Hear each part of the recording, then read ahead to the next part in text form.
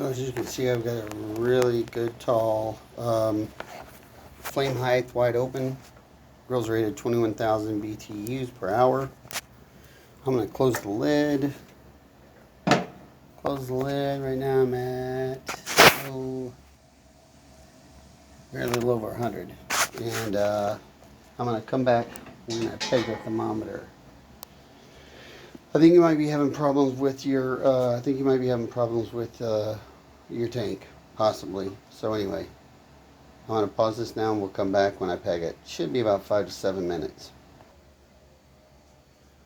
Alright, so I'm at right around 10 minutes. I'm reading 600 on my thermometer. I'm reading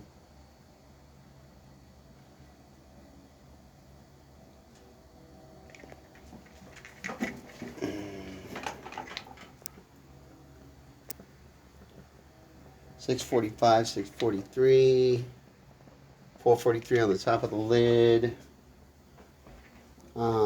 Again, note the flame height on the burners.